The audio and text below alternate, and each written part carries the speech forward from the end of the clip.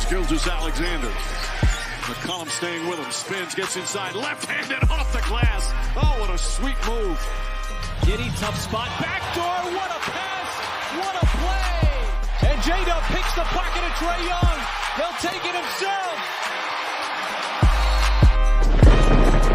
This is Lu Dort. You're listening to the Uncontested. What is up, and welcome to the Uncontested Postgame Podcast. I'm your host for the night, Nick, joined by Jay DeSilva, as the Oklahoma City Thunder beat the Utah Jazz by a deceiving final score, in fact, of 134-120. We are proudly part of the Blue Wire Podcast Network. If you don't already, subscribe wherever you get your pods. If you're listening to this and it's not Monday, December 11th, and it's Tuesday, December 12th, go vote. Keep OKC Big League.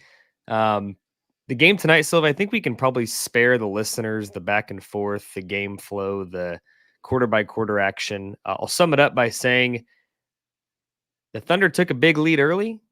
The Thunder carried a big lead late. Fourth quarter came around. The bench players came in. It got close. It got, I think, like 12 was probably the closest it got. Mm-hmm. It was never a scare, but Utah certainly stormed back. Keontae George had a hell of a game. We'll talk about him in more depth. Big picture, though, in this game, who would you say was the most surprising performer? I think it's pretty easily Usman Dieng for me.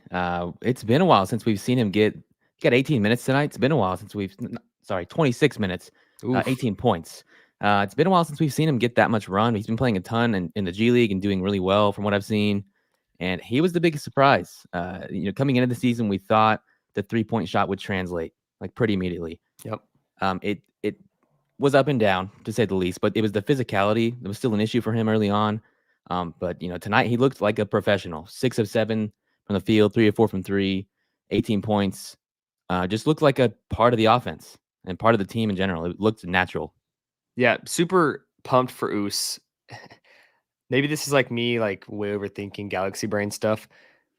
We need that kind of game out of Us and like a game against like Sacramento, where like you actually need that random guy to go off to get points. You'll take a big Usman game in a blowout against the Jazz, certainly. But like it wasn't like he scored all of his points late in the game in the fourth quarter when it was all the bench guys. Like he was one of the reasons that this team got out to a big lead early. The aggressiveness, the assertiveness, like I tweeted this out at one point. I don't mean this like in a serious way, because obviously the dude knows how big he is.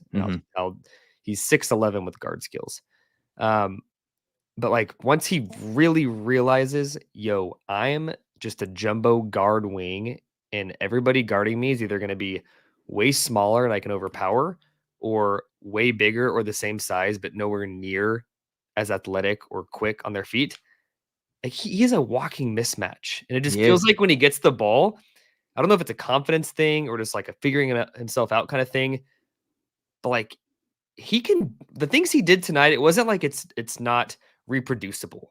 Like hitting open threes, driving by weak closeouts, like these are things that Us can do every single night. And so it gives you a glimmer of hope. Like you in a long season, there will be times where guys get hurt and someone has to step up. There will be times where guys are in ruts and you need a guy to step up. There will be guys that are not in the rotation today that will be in the rotation in game 60. And I think all of us on this pod would say Us is a good candidate to be that guy that like didn't contribute the first 20, but does contribute in the last 20. And these give you glimpses of what he could be, right? Like he doesn't need 26 minutes to be impactful, but if he can play 18 minutes and give you, a 3-pointer or 2 and good defense and kind of versatility where he can guard 3, 4, sometimes 2, sometimes 5, like that's the kind of guy that you want in your rotation. I totally agree. And it does seem like this year with, Josh Giddey struggling, with Poku getting no time, it does seem like the team is looking for a bigger, but also nimble guy to play next to Chet. And it's like Usman kind of could fit the bill if he realized how big he was. That's the biggest thing. And like tonight, like you said, does seem nothing that he did seems unsustainable. He just like fit in. That's really all it was. And like you said, once he realizes how big he is and then he's a mismatch nightmare, he like long term, it just is an ideal fit with the starters, I think.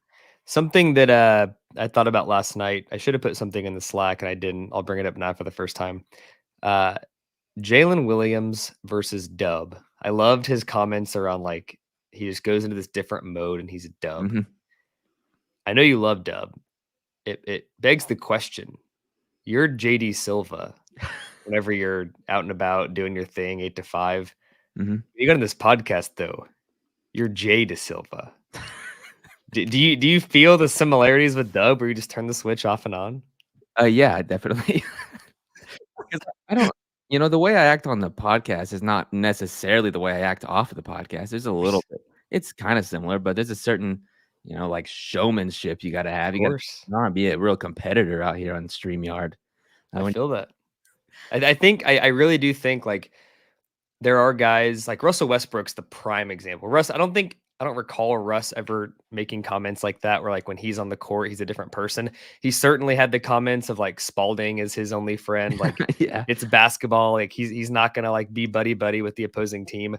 But you love seeing guys like Dub that have that personality that post game say like that was Dub. That wasn't Jalen. Reason I bring all this up, I rabbit holed us, so I'll pull us back out here.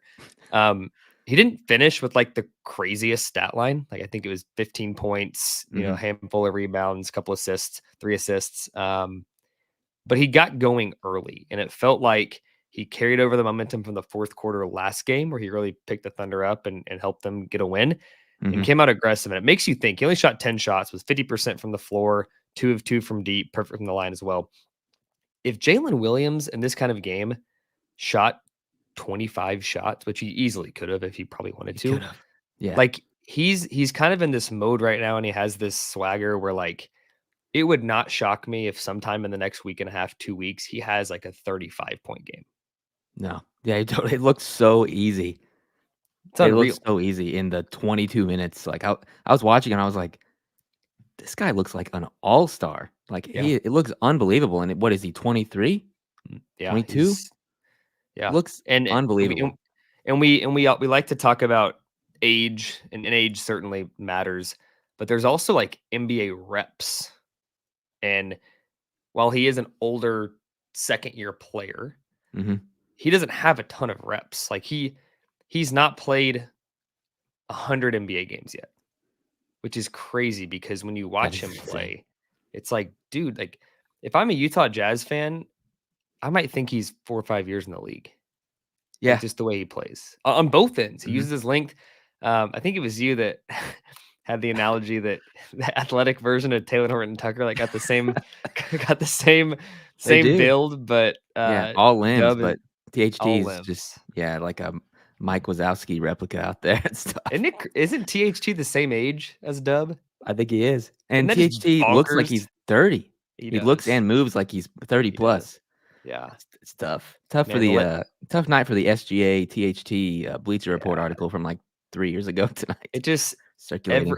Every time you think back to the Lakers and who they wouldn't trade, who was untouchable in every trade package, it's like they might have 5 superstars right now if they would have just parted ways with the Carusos and the THTs of the world. And Caruso's awesome, and not to discount Caruso, but there was like massive trade packages that were like, no, we're not trading Alex Caruso.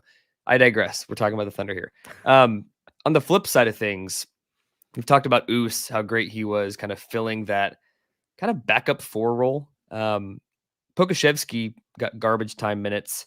Didn't really do a whole lot. And I know it's a small sample size. I got the box score here. He played 9 minutes, was 0 of 2, had 1 rebound, was a -17. And that's not the -17. It is what it is. He was out there when the Jazz made a run late. Like there was a bunch of guys that were like that. Lindy was -15. Bertans was -17. Trey Man -21.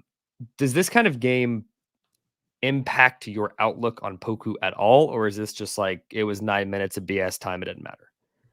If anything, it impacted it in like a negative, a slightly negative way. Cause it's like, okay, if he was just, if it was like a health thing secretly and they just were wanting him to work out with the team and kind of slowly ramp up, maybe now is when you just unleash him for 9 minutes and like he comes out and has a really big impact and is a true difference maker and looks polished out there. That didn't really happen. Yeah. It was kind of just same story, different day for old Poku. It's nuts, man. Like, I think even preseason, I need to go back and look at my bets. I'm pretty sure I had a bet that like Poku was going to start a bunch of games as the spot start guy that Cason's been filling that role. Yeah.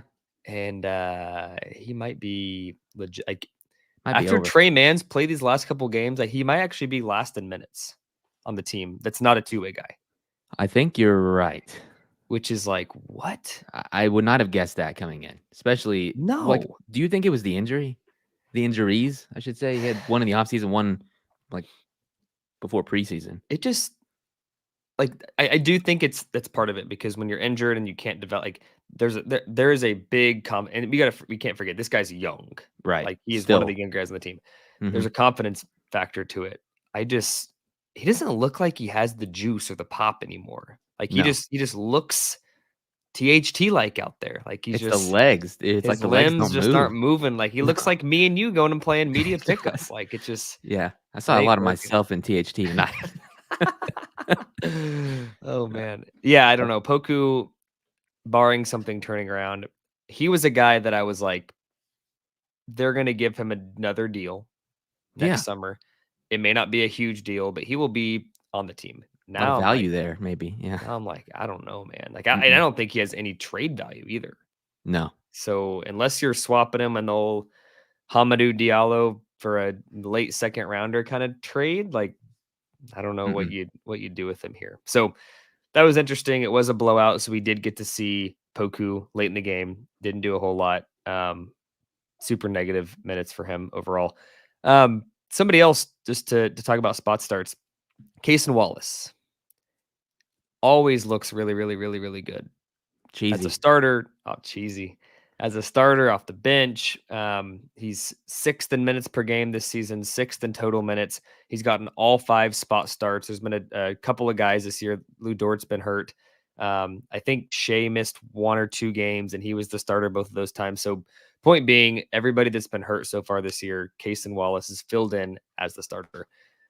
He's the clear 6th man. As good as Isaiah Joe has been, and he's like this super crazy analytics guy that is like the best bench player in the league statistically. It's crazy.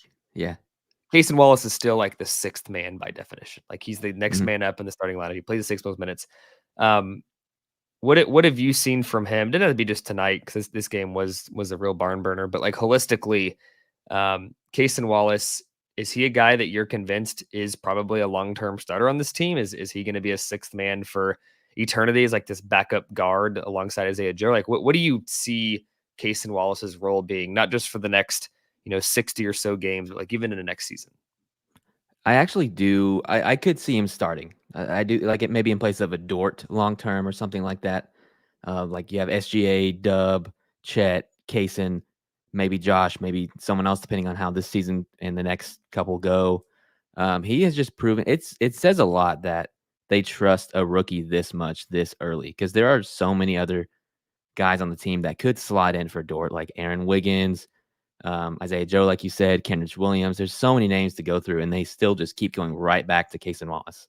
And it's because he's so efficient and good when he's out there. He is taking, it was a couple weeks stretch earlier this season where I was like, okay, he's taking like 3 shots a game. Like that's not enough. Small sample. Yeah. And that's taken up. That's like he's searching for his own shot a little bit more, but not to the detriment of himself or the team. Like he's still 4 for 8 tonight. Yeah. Still, I think he blocked. How many blocks did he have? I saw he just always finds a way to get blocks and steals. 2 blocks. Like as a a guard in this team. It's insane. It's insane. He is awesome. He is, and I don't even know if he and Lu Dort are like directly comparable players. Like they are different in a way.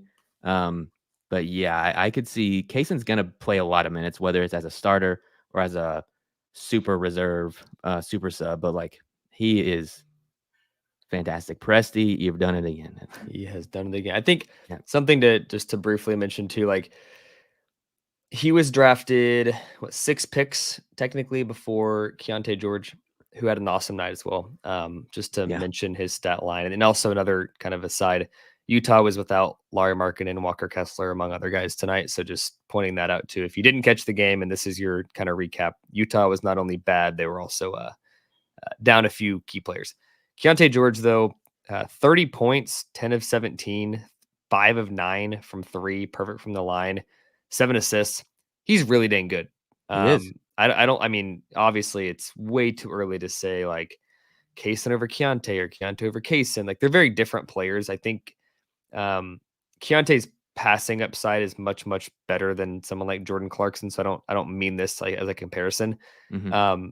I think that fans often, because I did see a few fans tonight, like, man, maybe Keontae would have been a good pick. He would have been a great pick, like to be clear. But you have to go beyond like the points. Like if you were just to go off of points, Jordan Clarkson's like an all-star every year. Like the dude just gets buckets. But there's little things, not to discount Keontae because he's a great passer. He's had like 3 or 4 games with 10 plus assists already this year.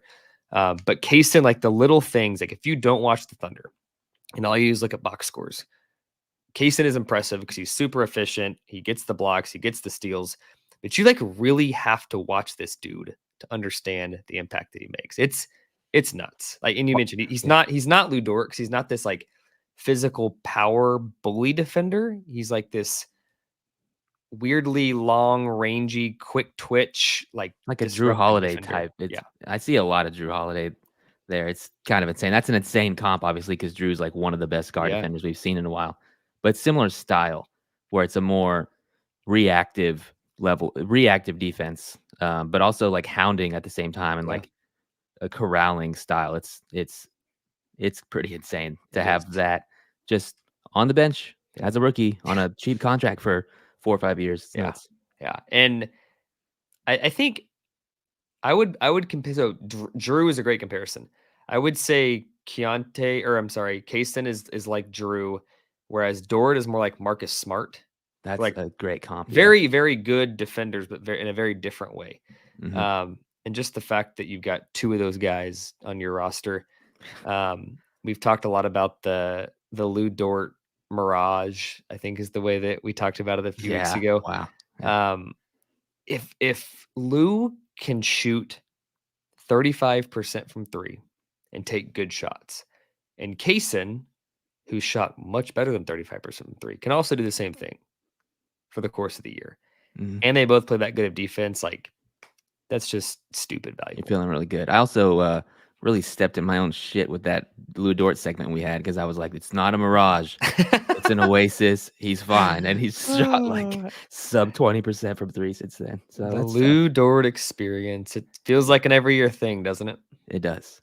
It'll even out. He'll end up being 33.5% probably. It seems like a perennial thing. Obviously he was out tonight, which is why Cason Wallace got the start. And like you mentioned, like this game, to kind of put a bow on it, we can talk kind of last themes and even look ahead a little bit. I wasn't on Sunday's show, so maybe we talk a little bit about the next 2 games and what your predictions were, where your money ball was. I imagine it was probably tonight and a win. The fact that 2 things, your arguably best defender, although it might be Shai this year, but arguably your best defender historically in Lu misses, and you've got this rookie that plugs in perfectly. How many teams can say that are actually winning games? Not very many. Not many at all. The other thing that I was thinking about towards the end of this game was, 22 games into the season now, you could infer the Thunder are likely going to make the playoffs. Like they seem like that team. But there's always every year there's these teams that are like this, like Utah last year, Orlando this year. I think will make the playoffs, but I'm not as sold on them as Oklahoma City per se. Yeah. There's these teams that like they start out strong and then they lose games like this. And for Oklahoma City to go in there, and again, it was a 14-point win. It was not. It was a 40-point win. Whenever it was. The third quarter, it was a blowout win. It's not in the final score is not indicative of what this game actually was. Yeah, I think that a lot of people look at a rising team and all they look at are like the tough games. Like, did they beat the Warriors? Did they beat the Timberwolves? Did they beat the Nuggets? But like on the flip side, taking care of business and blowing out a bad team by 40 is also really indicative that you've actually made it. You've arrived. That's what I was thinking during this entire game. Like, I kind of expect at times, last season I definitely did. This season, not so much, but it still lingers where I'm like, okay, I'm watching this game, heading in, I'm thinking they should win this game. Yeah. It's like, how easy is it for a fan to say they should win this game? And this is becoming a team where, like, if they're favored in a game, they're probably going to win the game. Yeah. And I mean, I'm not a huge like betting guy. But I've been like looking at the lines before some of these games. Like, this was a team, I know it was at home, and home always gives you, like, in football, it's like an automatic 3 points. In basketball, I don't know if it's 1.5, 2 points. Mhm. They were like 7.5 point favorites over the fully healthy Lakers. And Vegas is right a lot. They are. And they were right that night because the Thunder won by 23. But like, it's not just like they're this team that's like winning games and like crushing Vegas because they're winning when they're not supposed to. Like, Vegas is like, nope, these dudes are good. They're good. Yeah. And we're giving him 7.5 points against the Los Angeles Lakers that have LeBron and AD fully healthy. That's nuts. I'm still waiting for something, some sort of slippage, like we had the Houston game, obviously, which sucked. Yeah. But ultimately that was just one game, and the larger picture that they're painting here, the larger house that they're painting as a good reference. Hello. It looks good, dude. It looks really good. And I guess that can lead us into these games later this week that I haven't. Who are they? They play the Kings and the Nuggets? Kings Thursday, Nuggets Saturday, Grizz. We won't talk about the Grizzlies, but just for future context, that's a Monday game. We'll talk about that on the Sunday show. So on the road, both of these games at Kings, at Nuggets. I personally, I don't know if Jacob mentioned this on Sunday's show, I have a win at the Kings, a loss at the Nuggets. I really contemplated the Nuggets game. They've really struggled even with Jamal back. They haven't looked as good. The Kings, I just feel like, how many times can you play bad against the Kings? Like, at some point it turns around and you get one, and like the team gets pissed off. So I've got a win at the Kings, a loss at the Nuggets, which would still be splitting those two is awesome. Like, you'll take that all day. Those are two teams that, whether the standings say this right now or not, those are two teams that are probably top 4 or 5 in the West. What were your predictions? I know your predictions this year have been really good. So let's hear what you got. I did have the money ball tonight and the dub, so I'll take that. Same. And then I have them splitting the next two, but I have them swapped from what you had. I just feel like every time I watch them play the Kings, it's kind of like when I watch them play the Rockets in Houston. It just, something goes poorly. They play sloppy, something goes wrong, or someone like a Kevin Huerter is going to go off for 30+ points. So I predicted a Kings L and a Nuggets dub. So you're flipped. So odds say either you or me will be feeling good after the next two, but not both of us, because we are the exact opposite. And you know what? I got the money ball. That's all that matters. I missed it last week because I predicted the W on the Houston game, and I would wager everybody got the money ball this week, which means it's probably a wash. A lot of season left, though. A lot of season left. Thank you guys for listening. Again, we will be back with you guys later this week. Got a game against the Kings on Thursday, Nuggets on Saturday. So 2 more games before Sunday's show. If you live in Oklahoma City, December 12th, tomorrow, Tuesday, go vote. Check out our socials. Check out our socials. We will have potentially some sort of giveaway if you go out and vote and show support. Keep Oklahoma City big league. Until next time, and as always, Thunder up. Latvian laser.